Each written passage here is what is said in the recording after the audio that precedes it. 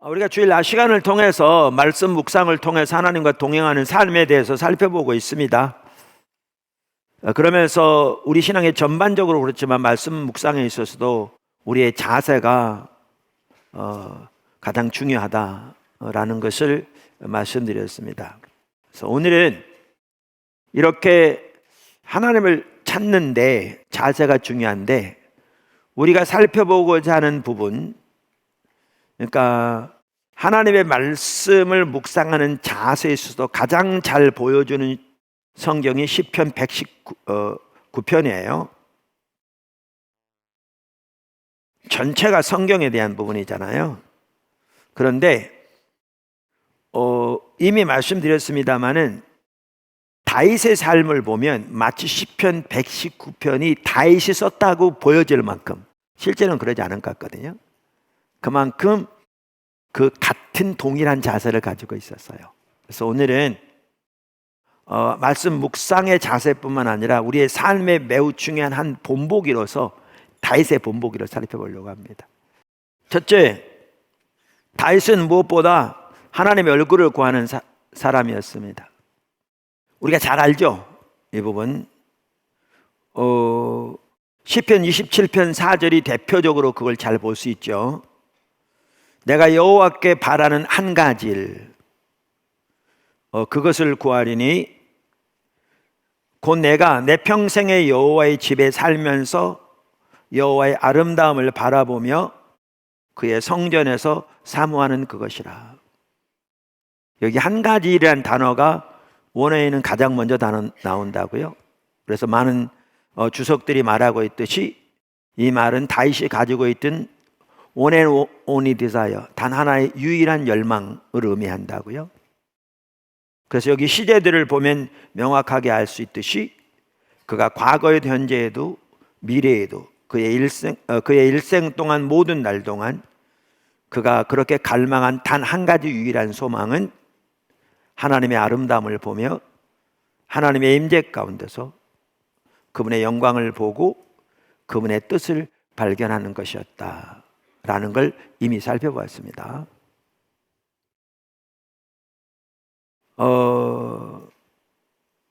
사실 이 부분이 가장 핵심입니다. 그런데 오늘날 이 부분이 정말 가려져 있습니다. 바울만 하다도 우리가 여러 번 살펴본 것처럼 고린도서 2장 2절에 보면 내가 너희 가운데 즉 고린도에 있을 때 그가 구하고 추구했던 한 가지는 예수 그리스도 그 십자가에 못 박히신 그분을 아는 것이었다고 그랬잖아요. 빌립보 3장에서 옥중서신에서도 동일한 내용을 말함으로써 바울만 하더라도 그의 일생 동안 단 한 가지 유일한 열망은 예수님을 아는 거였죠. 근데 이 가장 기본적인 내용이 오늘날 목회자, 일반 성도, 중직자들, 리더들에게까지 심각하게 가려져 있는 거죠. 주님께 대한 헌신, 충성, 강조 많이 되지만 그 이전에 주님을 아는 것이 유일한 목표와 열망이 되는 우리 신앙의 가장 핵심적인 부분이 가려져 있는 거죠. 가려져 있는 거죠. 근데 우리가 이미 여러 번 살펴본 것처럼 지난주에도 언급했죠. 성경에 보면 모세, 다윗, 바울 등 신구약의 하나님의 귀한 사람들은 모두 하나님을 아는 것이 그들의 평생 동안 유일한 열망이었습니다. 두 번째, 제가 3종 세트, 4종 세트 얘기하는데 다윗은 예배하는 자, 즉 하나님을 찬양하는 자였습니다. 다윗은요 자신을 노래하는 자라고 표현합니다. 사무엘하 23장 1절, 이따 이 구절 다시 볼 텐데 매우 중요한 구절이거든요. 이는 다윗의 마지막 말이라 이새의 아들 다윗이 말하며 높이 세워진 자, 야곱의 하나님께로부터 기름 부음 받은 자, 이스라엘의 노래 잘하는 자가 말하도다. 여기에 보면 다윗도 아마 이렇게 말한 것 같고 이 구절은 지금 성경이 이렇게 말하고 있잖아요. 그러니까 하나님이 다윗을 표현하기를 노래 잘하는 자라고 표현합니다. 이 말은 꾀꼬리 같은 목소리로 노래했다 그 말을 말하는 게 아니라 아까 말한 것처럼 하나님을 찬양하는 자, 하나님을 예배하는 자를 말하는 거죠.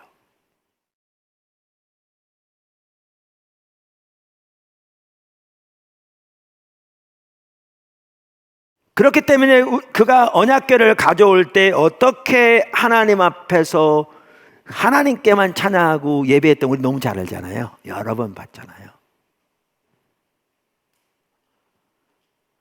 언약궤를 예루살렘으로 가져오는 그 참으로 중요한 시점,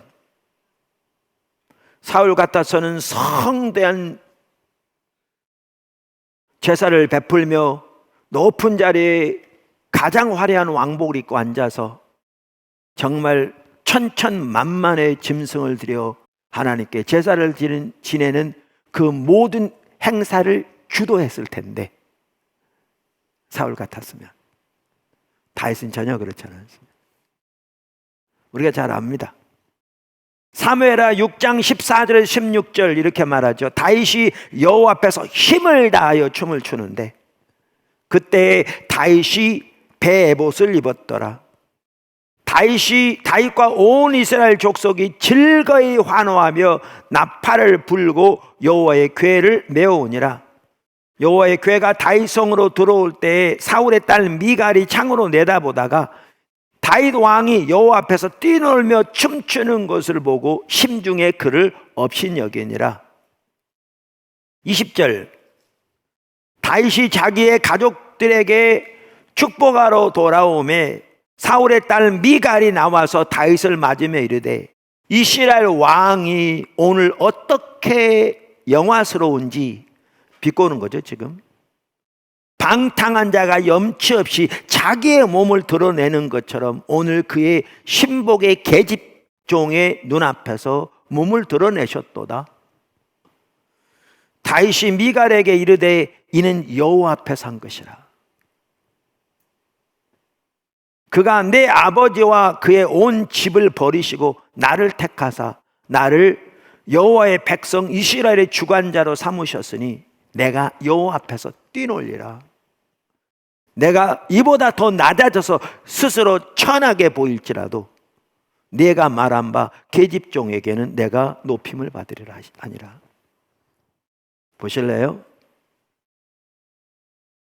그토록 그는 온 마음과 삶과 몸을 다해 주님을 예배했습니다. 여호와께만 한 거라고 그랬잖아요. 사울과는 전혀 다른. 왜요? 하나님의 영광의 임재가 자기 그걸로 돌아오는 거잖아요. 그만큼 그는 하나님을 예배하는 자였습니다. 찬양하는 자였습니다. 시편의 수많은 시편이 그를 통해 쓰여진 시편입니다. 수많은 시편이. 세 번째, 다윗은 기도의 사람이었습니다. 그의 시편들을 보면 그는 실로 기도의 사람이었던 걸 볼 수 있습니다. 우선 다윗은 자신을 기도의 사람이라고 표현하고 있습니다. 어디 나와 있냐면요, 시편 119편 4절에 나와 있습니다. 이렇게 되어 있습니다. 나는 사랑하나 그들은 도리어 나를 대적하니 나는 기도할 뿐이라. 그러니까 우리말 성경에는 뭐라고 되어 있냐면 나는 기도할 뿐이라. 자기는 사랑하는데 오히려 자기가 사랑하는 자들이 자기를 대적하는 그 상황에서 나는 기도할 뿐이라 이렇게 말하고 있는데요, 이 나는 기도할 뿐이라 이 구절을 영어 이전 NIV 성경은 But I'm a man of prayer, 나는 기도의 사람이다 이렇게 번역하고 있습니다. 여기 나는 기도할 뿐이라 그 말에 대해서 페투라 주석은 이렇게 말합니다. 이에 해당하는 원문인 와이니 테필라는 그러나 나로 말하면 기도뿐이라는 뜻이다. 사실은 원문에 나 기도 이렇게 돼 있거든요. 나 기도 뜻이다. 영역 성경 중 킹 제임스와 NIV는 원문상의 의미를 충실하게 번역하고 있다. 그러면서 킹 제임스는 I give myself unto prayer. 나는 내 자신을 기도에게 준다. 이 말은 힘을 다해 기도한다. 그렇게 번역하고 있고, 아까 NIV는 제가 말씀드렸습니다. 이걸 보면 다윗은 기도하는 사람이었던 걸 볼 수 있습니다. 자신을 기도의 사람이라고, 혹은 자신을 기도라고 표현할 만큼 기도하는 사람이었습니다. 네 번째, 여기서 끝나지 않습니다. 다윗은 의로운 삶을 살기를 적극적으로 추구했습니다. 그러니까 우리가 때로는 찬양할 때는 너무나 막 힘을 내어서 벙벙 뛰며 찬양하면서 말씀 시간이 되면 졸기 쉽거든요. 근데 다윗은 그렇지 않았어요. 균형 잡혔어요. 그는 하나님을 찾는 사람이었고, 살펴본 대로 그는 누구보다 찬양하는 사람이었고, 그는 기도의 사람이었는데, 동시에 그는 의로운 삶을 살기를 적극적으로 추구한 사람이었습니다. 그의 시편 몇 구절만 보아도 그는 중심으로부터 구별된 삶을 살기를 추구했던 걸 볼 수 있습니다. 제가 몇 구절 읽어보겠습니다. 시편 17편 3절에서 5절. 주께서 내 마음을 시험하시고 밤에 내게 오시어서 나를 감찰하셨으나 흠을 찾지 못하였사오니 내가 결심하고 입으로 범죄하지 아니하리이다. 그가 그토록 정결하게 원했던 한 가지가 말이었던 걸 볼 수 있고요. 사람의 행사로 논하면 나는 주의 입술의 말씀을 따라 스스로 삼가서 포악한 자의 길을 가지 아니하였사오며 나의 걸음이 주의 길을 굳게 지키고 실족하지 아니하였나이다.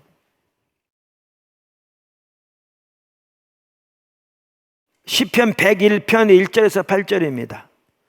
내가 인자와 정의를 노래하겠나이다. 여호와여, 내가 주께 찬양하리이다. 내가 완전한 길을 주목하오리니 주께서 어느 때에 내게 임하시겠나이까. 내가 완전한 마음으로 내 집안에서 행하리이다. 나는 비천한 것을 내 눈앞에 두지 아니할 것이요 배교자들의 행위를 내가 미워하오리니 나는 그 어느 것도 물들지 아니하리이다. 사악한 마음이 내게서 떠날 것이니 악한 일을 내가 알지 아니하리로다. 자기의 이웃을 은근히 헐뜯는 자를 내가 멸할 것이요 눈이 높고 마음이 교만한 자를 내가 용납하지 아니하리로다.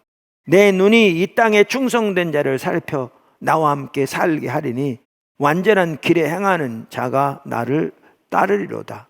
거짓을 행하는 자는 내 집안에 거주하지 못하며 거짓말하는 자는 내 목전에 서지 못하리로다. 아침마다 내가 이 땅의 모든 악인을 멸하리니 악을 행하는 자는 여호와의 성에서 다 끊어지리로다. 다윗이요, 넘어진 자입니다. 잘 알다시피 그에게도 약점이 있었고 그도 인간이었습니다. 그리고 그 결과는 결코 작지 않았습니다. 그리고 이 구절 한 구절을 우리가 문자 그대로 율법적으로 그렇게 취할 것은 아닐지 몰라도 여기에 보면 분명한 한 가지가 있습니다. 그는 의로운 삶을 살기를 이토록 열망했습니다.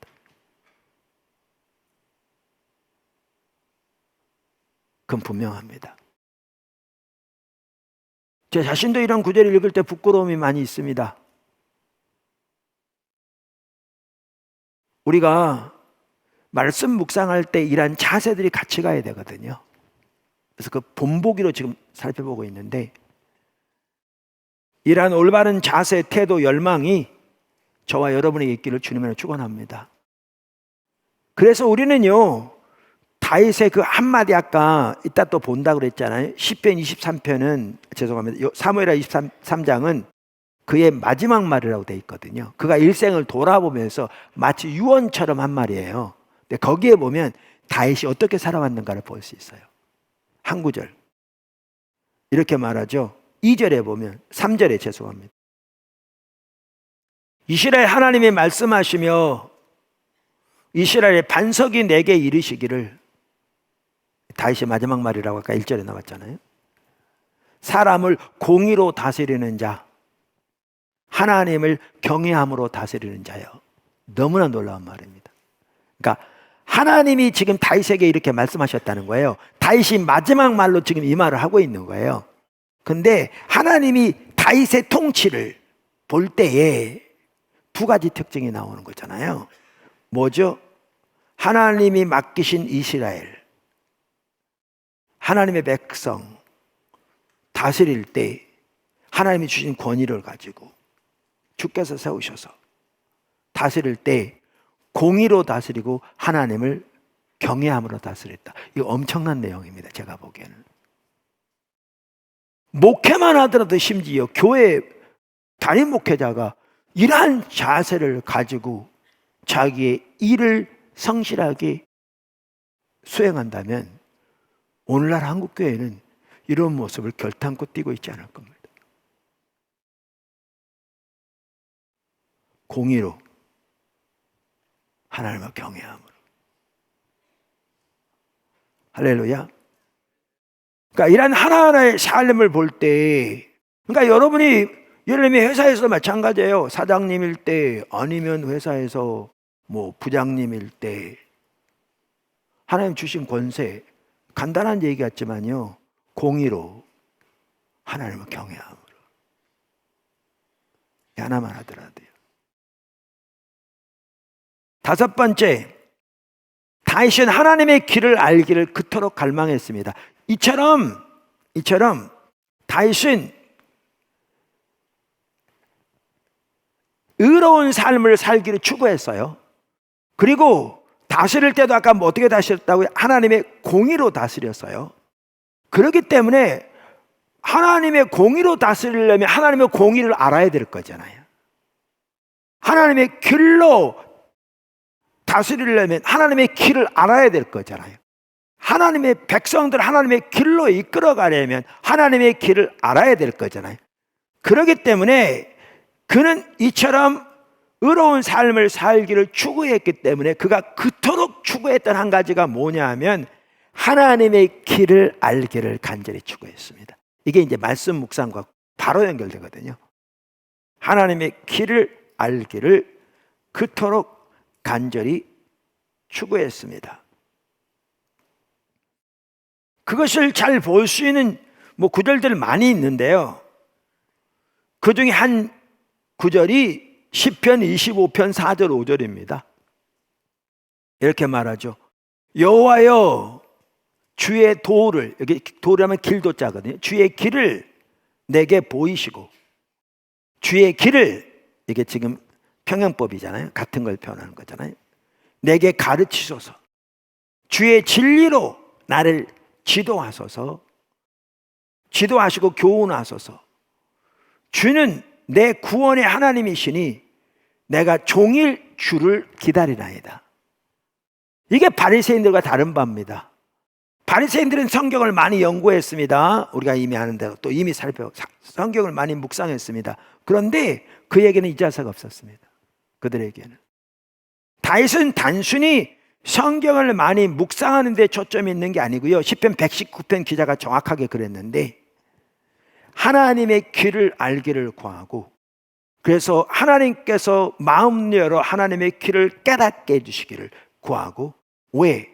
하나님의 길로 자기를 교훈하시고 가르치시고 인도하심으로 자기가 하나님의 길로 행할 뿐만 아니라 자기에게 맡겨진 사람들을 하나님의 길로 인도하기 위해서, 그래서 말씀을 묵상할 뿐만 아니라 하나님 앞에 기도하며 간구하며 종일 주 앞에 기다린다고 표현하고 있을 만큼 주님 앞에 기도하며 주님을 찾으며 주님의 음성 듣기를 사모하며 주님 앞에 기다리고 있습니다. 이게 바리새인들이 없었습니다.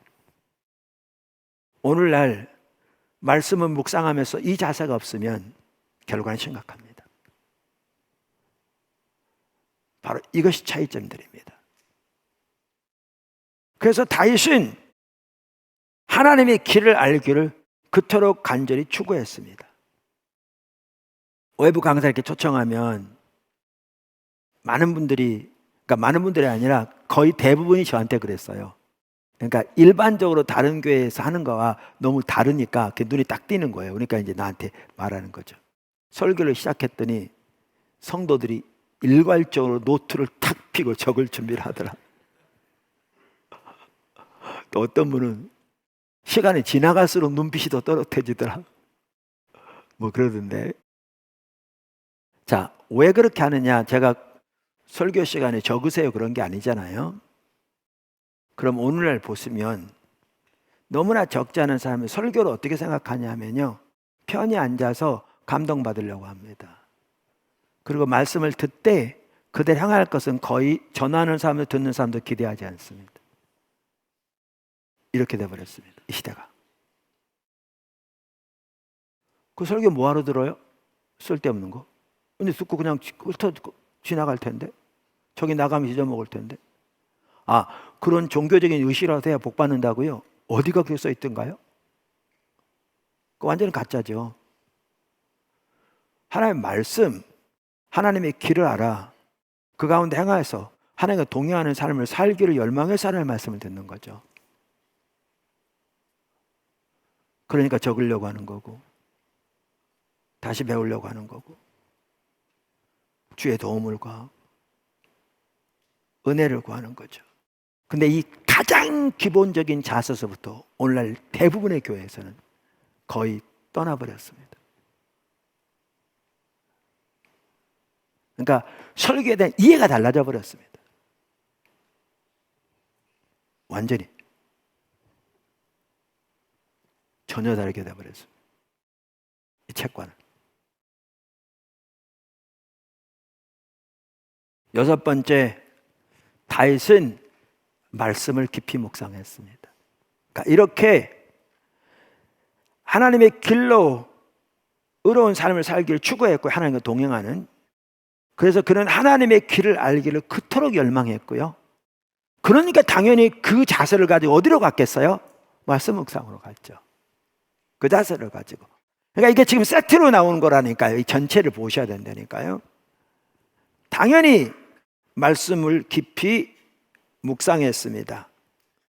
시편 119편, 오늘 읽었던 그 본문이죠. 7절, 여호와의 율법은 완전하여 영혼을 소생시키며 여호와의 증거는 확실하여 우준한 자를 지혜롭게 하며 여호와의 교훈은 정직하여 마음을 기쁘게 하고 여호와의 계명은 순결하여 눈을 밝게 하시도다. 여호와를 경외하는 도는 정결하여 영원까지 이르고 여호와의 법도 진실하여 다 의로우니 금 곧 많은 순금보다 더 사모할 것이며 꿀과 송이꿀보다 더 달도다. 또 주의 종이 이것으로 경고를 받고 이것을 지킴으로 상이 크니이다. 자기 허물을 능히 깨닫는 자 누구리요? 나를 숨은 허물에서 벗어나게 하소서. 주의 종에게 고의로 죄를 짓지 말게 하사 그 죄가 나를 주장하지 못하게 하소서. 그리하면 내가 정직하여 그 죄가에서 벗어나겠나이다. 나의 반석이시요 나의 구속자이신 여호와여, 내 입의 말과 마음의 묵상이 주님 앞에 연락되기를 원하나이다. 이토록 그는 말씀을 소중히 여겼고요, 그리고 말씀을 묵상했고요. 그래서 그 말씀이 그에게 이토록 소중했습니다. 제가 이렇게 사람들 만나면 그런 얘기를 자주 하는데, 요즘 교회 목회자들 설교도 많은 경우에 그렇고요, 성도들의 삶은 더 말할 것도 없고요, 우리가 너무나 피상적이에요. 예를 들면 이런 거죠. 성령 인도를 따라야 합니다. 아멘 하죠. 누가 그걸 반박하겠어요? 근데 문제는 한 단계만 딱 더 들어가서 어떻게 성령 인도를 따르죠? 거의 답변한 사람 많잖아요. 예수 믿어야 합니다. 하나님 믿어야 합니다. 믿음으로 순종해야 합니다. 아멘. 누가 그걸 반박하죠? 근데 하나님 믿는다는 말이 뭐죠? 어떻게 우리의 역경 가운데 하나님 믿을 수 있죠? 딱 한꺼풀만 더 들어가면 거의 답변하는 사람이 많지 않습니다. 그만큼 수박 겉핥기식입니다. 설교가 신앙이 다 맞는 말인 게 맞는 말인데. 자, 오늘 여기 보시면 하나님의 말씀 그렇게 소중하니 곧 금 많은 순금보다 더 사모할 것이며 꿀과 송일꿀보다 더 답니다. 할렐루야 아멘 믿습니다. 예. 근데요 이거요 지금 다윗의 삶을 보세요. 여기서 나온 얘기예요. 그렇게 주의 길로 향하기를 추구하고 주님의 길을 알기를 원하고 그래서 말씀 앞에 서면서 그러니까 말씀이 소중하고 손기쁨을 단. 근데 우리는 이걸 다 빼놓고 요것만 표면적으로 그렇게 외치면 할렐루야 아멘이죠. 문제는 뭐냐면 일회성의 구호에 불과한 거죠. 정말 하나님께서 저에게 우리들에게 긍휼 자비 베풀어서 돌이켜 주시기를 간절히 소원합니다. 간절히 소원합니다. 지금은 어느 때보다 더 그리로 돌아가야 돼요. 왜냐하면 우리가 한때 이번에 그 엠코에서 그런 얘기 하는데 승리주의에 도취됐을 때가 있었어요. 막 교회는 성장하고 뭐 1000만이 넘고 뭐 이러면서 몇 프로가 되고 세계 선교를 우리 힘으로 곧 다 할 것 같은. 지금은 패배주의가 팽배하죠. 근데 지금은요 어느 때보다 성경이 말하는 참다운 신앙으로 돌아갈 때예요. 그래야 살아요. 자신이 살고 교회가 살고 사회가 살아요. 할렐루야.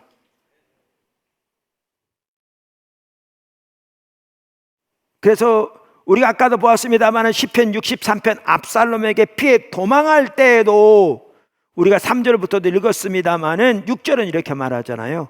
내가 나의 침상에서 주를 기억하며 새벽에 주의 말씀을 작은 소리로 읊조릴 때, 이 말은 묵상하다는 말을 이렇게 개정 성경에서 바꿨거든요. 주의 말씀을 작은 소리로 읊조리란 말로. 주의 말씀을 묵상할 때 하오리니 주는 나의 도움이 되셨습니다. 내가 주의 날개 그늘 아래 즐거이 부르리이다. 그러니까 이토록 하나님의 말씀을 묵상했던 걸 볼 수 있습니다. 그 상황에서.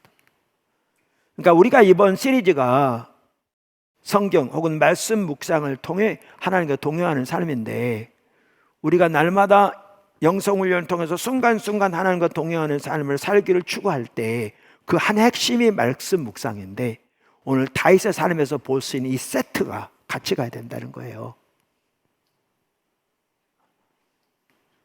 그 은혜가 우리 모두에게 주어지기를 예수를 축복합니다. 7번째, 하나님은 다윗에게 놀라우게 하나님의 길을 보이셨습니다. 놀라우게. 주님을 찾는 자에게 주님은 자신을 계시하시잖아요. 그래서 사실 이렇게 주님을 찾는 가운데 시편에 나오는 몇 가지 그의 고백만 보더라도 하나님께서 그에게 허락하신 친밀함이 얼마나 놀라운가 라는 걸 볼 수 있거든요. 시편 16편 7절 8절 11절 나를 훈계하신 여호와를 송축할지라 밤마다 내 양심이 나를 교훈하도다. 내가 여호와를 항상 내 앞에 모심이여 그가 나의 오른쪽에 계심으로 내가 흔들리지 아니하리로다. 11절 주께서 생명의 길을 내게 보이시리니 주의 앞에는 충만한 기쁨이 있고 주의 오른쪽에는 영원한 즐거움이 있나이다. 아까 읽었죠 본문. 자 근데 보시면 7절 특별히 보실래요? 나를 훈계하신 여호와를 송축할지라. 그러면서 밤마다 내 양심이 나를 교훈하도다. 우리말에 뭐라고 번역했죠? 양심이 나를 교훈한다 그랬어요. 근데 원래 이 단어가요 내 콩팥이 그 말이에요. 그러니까 이 단어가 뭘 의미하냐면 하나님이 그에게 깨닫게 하신 것을 말해요. 페트라 주석이 아주 이걸 잘 표현했더라고요. 뭐라고 말하냐면 이렇게 돼 있어요. 이렇게 나를 훈계하신 여호와를 송축할지라. 다윗은 하나님께서 자기에게 아름다운 기업을 주신 것에 감사하며 지금 하나님을 찬송하고 있다. 더욱이 지금까지 누려온 이 모든 하나님의 기업은 오직 하나님의 인도하심 안에서 가능한 것이었다. 하나님 인도하심. 그래서 NIV 성경은 I praise the Lord, 나는 여호와를 찬양한다. Who counsels me, 나를, 그러니까 조언하시는, 순간순간 나를 조언하시는 하나님을 감사한다, 이렇게 돼 있어요. 감사한다. 그러니까 그것을 지금 페트라 주석도 말하죠. 그가 누려온 하나님의 기업은 오직 하나님의 인도하심 안에서 가능한 것이었다. 여기서 훈계란 말은 바로 하나님의 내적인 인도하심을 의미한다. 그래서 칼빈은 이를 성령의 내적 조명이라고 말하기도 했다. 이것이 아니었다면 다윗은 결코 하나님의 기업을 누리지 못하였을 것이다. 그는 이러한 사실을 생각하면서 하나님을 한없이 찬송하고 있는 것이다. 밤마다 내 심장의 나를 교훈하다. 심장에 해당하는 히브리어 킬라는 본래 콩팥을 의미하며 구약에서는 이곳에서 인간의 영혼의 내면적인 활동이 이루어진다고 생각하였다. 따라서 이 구절은 다윗이 밤마다 영감을 받은 사실을 보여준다. 켈빈이 그렇게 말했고요. 한편 다윗이 밤마다 받은 영감은 감사의 느낌과 영원한 즐거움이었을 뿐 아니라 그의 마음의 허영을 밝혀주고 바른 길로 인도하는 영적인 깨우침이었다. 칼빈도 그랬고요. 크라우스라 학자도 그렇게 말했고요. 뭔 얘기인지 아세요? 다윗이 그토록 누려온 이 기업, 지금 하나님께 감사하는데 하나님은 어떤 분이라고요? 순간순간 그를 조언하시는, 카운셀 하시는 하나님이고, 밤마다 칼빈도 그렇게 말했듯이 밤마다 하나님이 내적 조명을 통해 그에게 말씀하시는 음성을 그가 들었다. 그의 유업은 그가 이 하나님의 인도를 따라서 삶으로 가능했다라고 말한 거죠. 엄청난 내용이잖아요. 그리고 그것은 그에게 참으로 놀라운 기쁨을 준 거죠. 그러니까 그만큼 하나님과 살아있는 교제인데 말씀 묵상을 통해서 하나님의 구체적인 인도 가운데 살면서 그것이 그가 하나님의 유업이 그에게 이루어지는데 핵심적인 역할을 했다고. 그리고 그 중에 하나는 자기를 돌아보게 하신 하나님, 자기 죄를 깨닫게 하신 하나님.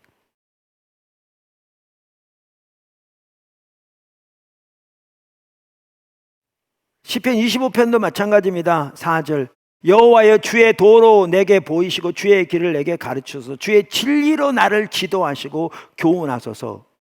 그러니까 주의 진리로 교훈한다고 그러니까 우리는 그냥 말씀만 묵상하면 성경적인 지식만 있으면 될 줄 알아요. 지식 중요하다니까요. 근데 그것도 안 된다니까요.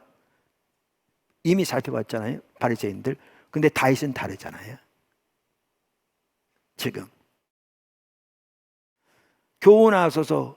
주는 내 구원의 하나님이시니 내가 종일 주를 기다리나이다. 8절 주는 선하시고 정직하시니 그러므로 그의 도로 죄인들을 교훈하시리로다. 12절 여호와를 경외하는 자 누구냐?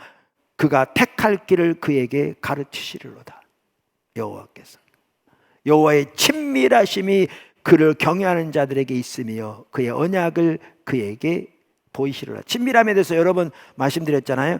여기서 친밀함에 해당하는 히브리어 소드는 본래 비밀회담을 의미한다. 여기서는 여호와께서 그를 경외하는 자에게는 아무런 비밀도 없이 그의 뜻을 보이신다는 의미로 사용되어 있다. 브릭스 크레이기 델리치 다 그렇게 말했다고 지금 페트라 주석이 말하고 있거든요.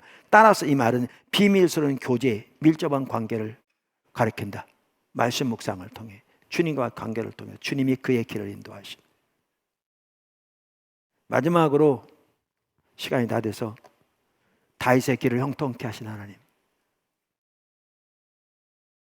그는 왕이었는데요, 그의 직책을 성실하게 감당해서 그 시대를 이스라엘 황금기로 이끌었습니다. 하나님이 그를 통해 하신 거죠. 그는 하나님 마음에 아픈 자라고 하나님 원하신 걸 다 이루게 하겠다고 그대로 하신 겁니다. 그러니까 시편 1편에 시냇가에 심은 나무, 시간이 없으니까 여러분 잘 아시죠? 그 뜻이 그대로 이루어졌고요. 여호수아 1장 3절부터 여호수아에게 말씀하신 대로 주셨던 약속 똑같이 다윗 삶 속에 이루어졌습니다. 근데 다윗의 이 삶을 볼 수 있는 중요한 두 구절이 저는 있다고 생각하는데요. 하나는 다윗이 성전을 지으려고 그 뜻을 나단에게 했을 때 나단이 한 말입니다. 사무엘하 7장 3절. 나단이 왕께 이르되 여호와께서 왕과 함께 하시니 마음에 있는 모든 것을 행하소서 하니라. 나단이 듣고 아니 하십시오. 그랬다 나중에 하나님께 지적하셨죠. 다윗은 피를 흘린 사람이라 죄송합니다. 솔로몬이 지을 거라고. 그러면서 놀라운 언약을 주시잖아요. 근데 여기 나단이 하는 말을 보십시오. 나단이 하는 말 뭐라고 그랬어요? 여호와께서 왕과 함께 하시니 마음에 있는 모든 것 행하소서. 나단이 보기에도 다윗은 하나님의 그와 함께 하셔서 그가 하나님의 인도를 따라 추구하는 것마다 하나님이 뒷받침하신 것을 보았어요. 이게 우리 신앙입니다. 우리 교회 가운데 하나님이 참 놀랍게 그렇게 해오셨고요. 우리 모든 성도들의 삶이 이렇게 돼야 합니다. 저의 삶이 더 그렇게 되길 열망합니다. 우리 모두의 삶이 이렇게 되길 더 열망합니다. 한 구절 더 있어요. 그게 아까도 잠시 읽었던 다윗의 마지막 말이에요. 마지막 말. 사무엘하 23장 1절에서 5절. 이는 다윗의 마지막 말이라 이새의 아들 다윗이 말하며 높이 세워진 자 야곱의 하나님께로부터 기름 부음 받은 자 이스라엘의 노래 잘하는 자가 말하노라. 여호와의 영이 나를 통하여 말씀하시며 그의 말씀이 내 혀에 있도다. 이스라엘 하나님이 말씀하시며 이스라엘이 반석이 내게 이르시기를 사람을 공의로 다스리는 자 하나님을 경외함으로 다스리는 자여. 그 다음 4절 보십시오. 그는 돋는 해의 아침빛 같고 구름 없는 아침 같고 비 내린 후에 광선으로 땅에서 움이 돋는 새풀 같으니라 하시도다. 내 집이 하나님 앞에 이같지 아니하냐. 하나님이 나와 더불어 영원한 언약을 세우사 만사에 구비하고 견고하게 하셨으니 나의 모든 구원과 나의 모든 소원을 어찌 이루지 아니하시랴. 엄청난 내용이잖아요. 엄청난 내용. 근데 이건 다윗에게만 주신 은혜가 아니에요. 저는 하나님과 동행하는 사람들에게 은혜를 하나님 얼마나 주신다고 확신합니다. 물론 다윗에게 주셨던 영원한 언약은 다윗 왕족에 주신 특별한 약속이지만 그러나 이러한 하나님의 은혜가 함께 하셔서 이렇게 하나님 놀라운 뜻을 이루시고 하나님의 공의의 빛이 충만하며 하나님이 원하시고 목적하신 바가 이루어지는 이 약속은 다른 사람에게도 주신다고 저는 확신합니다. 왜냐하면 하나님께서 이와 다윗과 비슷한 삶을 살았던 사람이 히스기야인데요. 히스기야에도 동일한 약속을 주셨거든요. 열왕기하 18장 6절 7절 보면 이렇게 말합니다. 그가 여호와께 연합하여, 이게 다바크죠. 그에게서 떠나지 아니하고 여호와께서 모세에게 명령하신 계명을 지켰더니 7절 여호와께서 그와 함께 하심에 그가 어디로 가든지 형통하니라. 사실은